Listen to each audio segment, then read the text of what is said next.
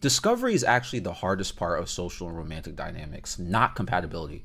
In the past few years, I started recognizing that acquisition and retention are two completely different things. But many people only think about retention, like when people be like, I'm such a nice person, I'm a gentleman, I'm patient, I'm caring, I'm loving. But how come nobody wants to be with me? Where my girlfriend at? Where my boyfriend at? How come nobody wants to be friends with me? How come all my friends end up removing me or nobody wants to talk to me? Listen, I feel this is a very confusing way of thinking because you might be 100% correct that you are nice, you are loving. But then you follow up with that statement about your lack of availability to others.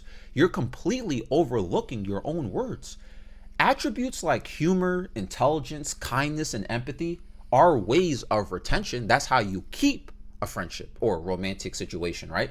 But that does not necessarily mean that they will open doors for opportunity for you. They can, but as many of you have seen, just because you're nice, just because you're loving, it doesn't mean someone just falls into your lap. You know what I'm saying? Not all the time, at least. This is why people with quote, and if you don't understand where I'm going with this, or you don't understand the point here, people with bad personalities, for example, quote, bad personalities, or even social butterflies with a lack of unique attributes always end up getting opportunities in social circles. Though it doesn't mean it will remain persistent. I actually find this to be something very common with people who are serial e-daters. They'll go through this, or people even in real life who are constantly going out and meeting people, like those type of people, you know what I'm saying? They're always going out and like they always meet someone new, then wondering why none of their friendships or relationship dynamics stick together. It's because their social ability is giving them discovery so people can meet them, but their personality is not compatible enough to deal with to deal with them for long periods of time. I'm pretty sure that statement is going to hurt some people who are in that situation watching or listening to this video, but perhaps maybe I'm just being too blunt. Some people struggle to even find people to talk to or be romantically involved in. And then those who don't struggle with that go out and have no introspective moments in their life because they're busy people pleasing, then they end up ruining their own social dynamics. This is what I'm talking about. Some people never get it. They say, man, people just suck. People suck, man. You know, humanity, people this, people that, people just terrible, man. Nobody's cool anymore. But you never really thought to yourself that you might suck? Like you're just not like for real. People suck, but are you sure you don't suck? If you're able to get socially involved in numerous people and you find zero success, zero, are you sure there isn't a retention issue? There isn't an issue with your personality or your attributes that continue to cause none of your dynamics to ever persist later on. But some people end up finding those who are tolerant of your personality or attributes that don't retain much, right? Like people who are jerks will tend to hang out with people who are jerks, right? Misery loves company. Miserable people will tend to be around other miserable people. But this is what I meant earlier. See, there is a chance that even though you may have those traits, right? Even the most lowest retention personalities will have compatibility with others. This is what I meant by people with quote bad personalities. They end up still finding friends. You know what I'm saying? Like this, see, discoverability is more important here. But like, this is the thing. The hardest part is being discovered or acquiring such a dynamic with someone that lasts. And depending on your personality, discovery is much more difficult for you. Like I mentioned the miserable people one.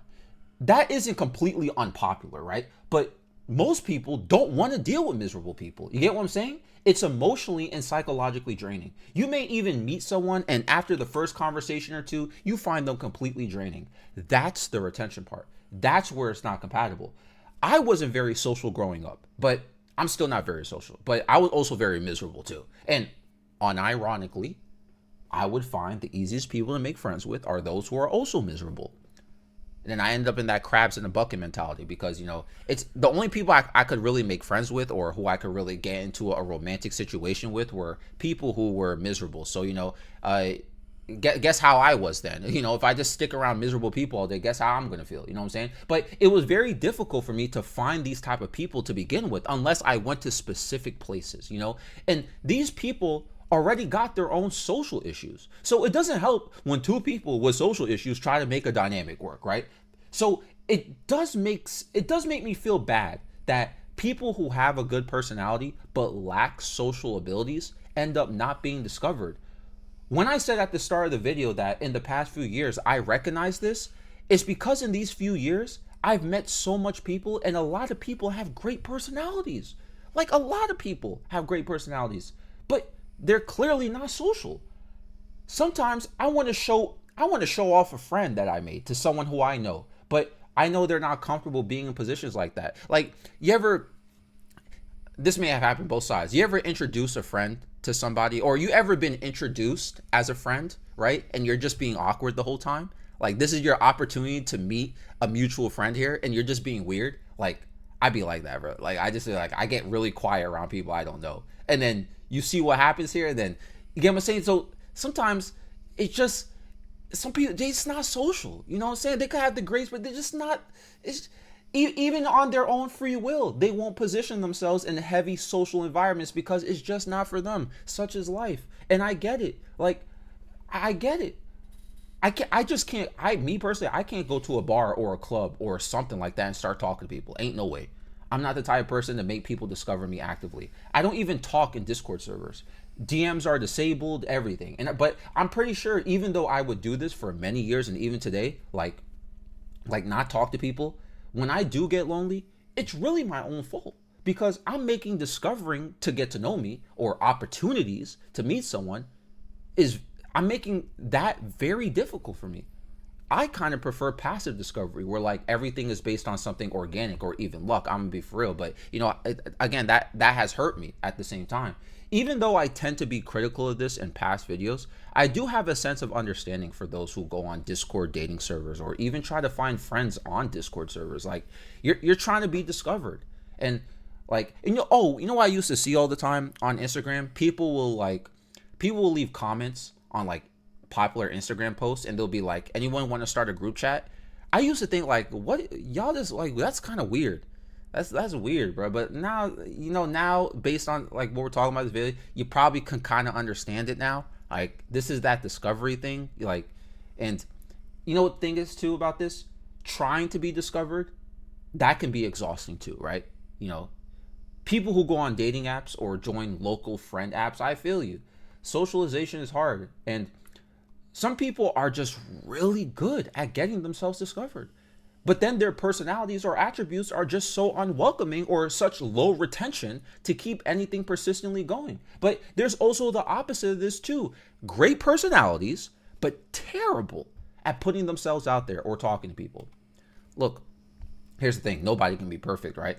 And some are more balanced than others. But if you feel you're lacking in one, and it's bothering you as much, like I mentioned about in the beginning of the video, I said like, oh, I'm such a nice person, I'm a gentleman, I'm patient, loving, caring, but how come nobody wants to be with me or friends with me? If it bothers you that much, rather than just being an acknowledgement, like, okay, it's there. Okay, there's a difference between knowing it's there versus like, okay, this is actually like creating misery in my life. If, personally speaking, if I felt very lonely or something like that, I would probably start positioning myself in social places that are easier for me to get involved in. I'm not saying, I don't know why people give advice like, don't just go to the club, okay? Don't go to the bar. Don't just go to a random Starbucks and start talking to people. Don't be weird, okay? People, that doesn't work anymore. I'm gonna be for real. That don't work. And people are gonna be like, bro, if you came up to me and I'm just like, I'm at a Starbucks or something or whatever, I'm gonna be weird. I don't like, people just don't do that anymore, It's just not common like that anymore. So, like, what I would do, again, if I was in this situation, I mentioned in a recent video that I'm in a Dungeons and Dragons server, right? But I never talk in it, okay? I would probably start joining some of those games on that server just to position myself so people can get to know me. Oh, I actually thought about doing this when I used to play Elder Scrolls Online. I used to be so lonely playing by myself in Elder Scrolls Online. And everyone was in guilds and doing raids, and I just, like, I wish I could do raids. I wish I had people who I could just sit in a Discord server with and we could raid together and we could coordinate stuff. But I don't know. I'm too shy. You know what I'm saying? But again, I felt so lonely. And I was thinking, there were several times I was so tempted to join certain guilds and just join their Discord server and just very, very slowly make myself known, even if I was shy and quiet. Listen, at least people will get to know me. And hey, if the place is welcoming and not toxic or whatever, I'll stay. But if it is toxic or whatever, then it ain't for me. Can't always hit a home run every time, Anyway, what do you guys think? Let me know down below. I love you all. I'm out.